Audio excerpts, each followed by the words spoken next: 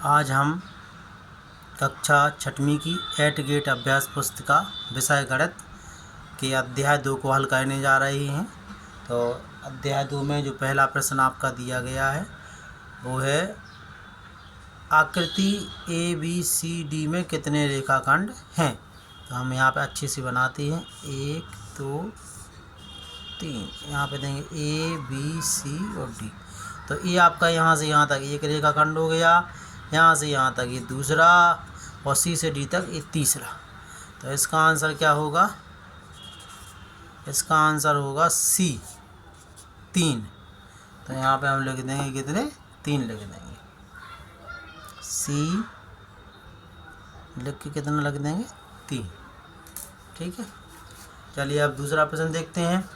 2 बिंदुओं से होकर कितनी रेखाएं खींची जा सकती हैं। तो सबसे पहले हम 2 बिंदु बनाते हैं। ये पहला था आपका, ये दूसरा। चलिए ये लीजिए 2 बिंदु हमने बना दिए और देखिए हमने ये यहाँ से रेखा खींची। तो 2 बिंदुओं से होकर एक रेखा खींची जा सकती। अगर हम इस प्रकार से खींचेंगे तो ये रेखा नहीं कहलाएगी क्योंकि ये सीधा नहीं है। इस प्रकार से अगर हम करते हैं तो ये भी रेखा नहीं कहलाएगी। तो इसका सही आंसर क्या होगा? A 1। तो यहाँ पे हम लिख देंगे, क्या लिख देंगे? A 1। ठीक है, और यहाँ पे चाहें तो इसको हम भर देंगे। इसका C था तो यहाँ पे C को भर दीजिए। प्रश्न नंबर तीसरा आपका है, एक साइकिल के पहिए में 36 ताने हैं तो 2 संलग्न लगातार तानों के बीच का कोण होगा। तो सबसे पहले हम देखते हैं जो साइकिल का पहिया होता है वो कैसा होता है? वृत्त के आकार का। ये हम कर रहे हैं आंसर नंबर 3। ठीक है, तो इसका जो होता है वो कितना डिग्री का कोण होता है? 360 का। और ताने कितनी दी गई? 36। तो 360 में अगर हम 36 का भाग दे दें तो 36 से कम 36, शून्य का शून्य, तो यहाँ पे उत्तर कितना आएगा? 10। तो 2 तानों के बीच यहाँ पे मान लेते हैं। इस प्रकार से हम ये लगा देते हैं, लगाते जाएंगे। तो जो ये दोनों ताने हैं इनके बीच का कोण कितना माना जाएगा? कितनी डिग्री का कोण आएगा? 10 डिग्री का। तो इसका आंसर क्या हो जाएगा? A 10 degree. ठीक है, ये आपका तीसरा हो गया। यहाँ पे हम लिख देंगे A 10 डिग्री। ठीक है, अब चलते हैं हम प्रश्न नंबर 4 पर। तो प्रश्न नंबर और यहाँ पे E को हम भर देंगे बढ़िया अच्छे से। ठीक है, अब हम प्रश्न सामान्यतः किसी भी पेड़ की 2 टहनियों के बीच बनने वाला कोण होगा। 2 टहनियाँ लेंगे तो हम अधिकांशतः जो हम पेड़ देखते हैं तो पेड़ के बीच जो टहनियाँ होती हैं वो कैसी होती हैं? ऐसी होती हैं। तो ये आपका 2 टहनियों के बीच जो कोण होगा वो होगा कितने डिग्री का? न्यून कोण होगा। तो इसका आंसर कितना हो जाएगा? चौथे का आंसर आपका क्या आएगा? A न्यून कोण। तो यहाँ पे हम क्या लिख देंगे? आंसर आपका A और ये आपका भर देंगे न्यून।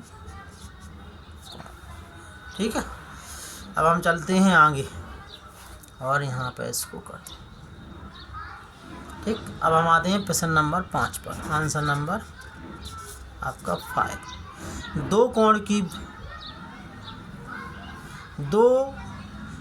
प्रश्न नंबर 5, कोण की भुजाओं की लंबाई कम करने पर कोण का मान होगा। जैसे वो कह रहा है कि कोण दिया गया है, मान लो कि ये कोण आपका दिया गया है। ठीक है, अब वो कह रहा है कोण की भुजाओं की लंबाई कम करने पर कोण का मान। जैसे यहाँ पे मान के चलो कोई भी कितने भी डिग्री का कोण बन रहा और हम इसकी भुजाएं कम कर देंगे तो क्या होगा? ना कम होगा, ना अधिक होगा, ना शून्य होगा, उतना ही रहेगा। इतनी भी भुजाओं को अगर हम काट दें, केवल इतना कर दें तो भी कोण उतनी डिग्री का रहेगा। तो इसका आंसर क्या रहेगा? D। इसका आंसर क्या रहेगा? D, उतना ही रहेगा। ठीक है, जैसे हमने एक ये बनाया था, ये दोबारा से एक बार समझ लेते हैं। ये हमने कोण बनाया है, अब इसकी भुजाएं हम इतनी कम कर दें, इतने पे कोण इसको नापें तो यहाँ पे कोण का मान वही रहेगा जो उसका आएगा। ठीक है, तो इसका आंसर क्या होगा? उतना ही। चलिए अब हम आगे बढ़ते हैं। अब आपके सामने है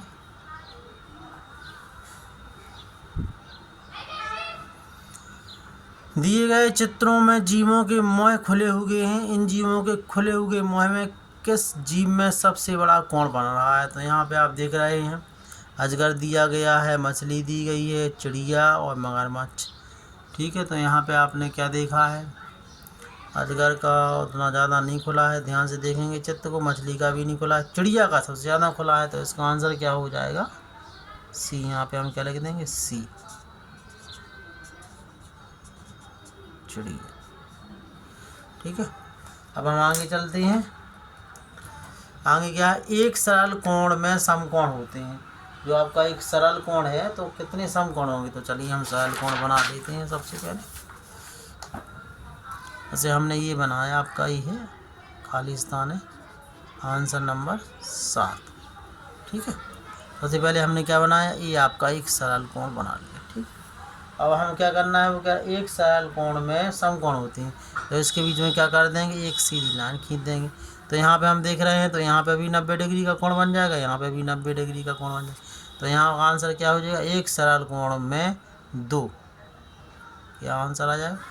2 समकोण होते हैं। दी गई आकृति में न्यून कोणों की संख्या कितनी है? 1 2 3 4। तो इसके अंदर 4 त्रिभुज बन रहे हैं और न्यून कोणों की संख्या होती है 3। तो इसका आंसर हो जाएगा कितना? प्रश्न नंबर 8, आंसर नंबर 8। ठीक है, इसके अंदर कितने बन रहे हैं? 4 त्रिभुज बन रही है और हर त्रिभुज में न्यून कोणों की संख्या होती है 3। तो इसका आंसर क्या जाएगा? 12।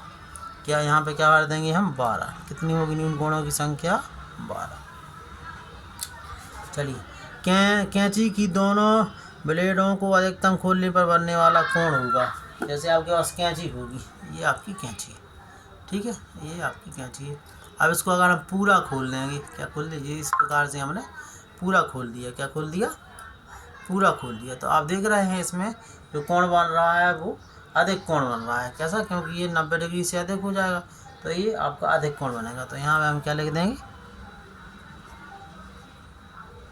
अधिक कोण। अब हम बात करते हैं, 2 रेखाएं जब समकोण पर मिलती हैं तो वह रेखाएं कहलाती हैं। 2 रेखाएं जब समकोण पर मिलती हैं, समकोण पर मिलती हैं। चलिए हम इसको हल करते हैं। सबसे पहले आंसर नंबर 9। ठीक है, आंसर नंबर 9 तो हो गया आपका अधिक। अब आंसर नंबर 10, यहाँ पे क्या कौन सा कोण आया था आपका? अधिक कोण, कैंची से जो अपने बनाया था। अब 10वां है आपका, 2 रेखाएं जब समकोण पर मिलती हैं तो वह रेखाएं कहलाती। देखो, एक रेखा हमने यहाँ से खींची, एक यहाँ से खींची और यहाँ पे बना था 90 डिग्री का कोण। ठीक है, और ये दोनों रेखाएं इस जगह मिल रही हैं, इस पॉइंट पे मिल रही हैं, तो ये लंब कहलाती हैं। क्या कहलाती हैं? आपकी लंब। तो यहाँ पे हम क्या लिख देंगे? आंसर लंब। ठीक है, इसके बाद 11वां जो प्रश्न आपका है, एक पूर्ण घुमाव के 1/4 से कोण बनेगा। तो ये आपका आंसर नंबर क्या आ गया? 11। तो हम पूर्ण घुमाव करते हैं सबसे पहले। तो ये हमने पूरा घुमाया, तो आपका ये वृत्त बन गया। क्या बन गया है? वृत्त बन गया है। तो हम जानते हैं कि आपका जो एक वृत्त होता है वो कितने डिग्री का होता है? 360। अब हम इसके 4 भाग कर देते हैं। कितने भाग कर दें? 4 भाग अगर हम कर देते हैं तो प्रत्येक भाग आपका कितने डिग्री का हो गया है? 90 डिग्री का हो गया। कितने का हो गया? 90 डिग्री का होता है। तो यहाँ पे क्या आंसर आ जाएगा इसका? 90 डिग्री का। आप लिख सकते हैं 90 डिग्री का या समकोण। ठीक, अब हम आते हैं प्रश्न आंसर नंबर 12 पे। आपका प्रश्न नंबर 12 क्या है? सरल कोण को 2 हिस्सों में इस प्रकार बांटा कि एक कोण न्यून कोण तो दूसरा कोण कैसा होगा? ठीक है, तो पहले सबसे पहले हम सरल कोण बना रहे थे। ये हमने सरल कोण बना और ये इसका न्यून कोण बन गया। तो इसका दूसरा वाला कोण कौन सा होगा? अधिक कोण। क्या होगा? अधिक कोण होगा। क्या होगा आपका? अधिक कोण होगा। एक बार पुनः समझ लेते हैं। जैसे हमने ये सरल कोण बनाया और यहाँ पे हमने ये न्यून कोण कर दिया, तो पहला न्यून कोण होगा तो दूसरा क्या होगा? अधिक कोण। तो यहाँ पे है एक कोण न्यून कोण, तो दूसरा कोण कौन सा होगा? आपका आंसर क्या आएगा?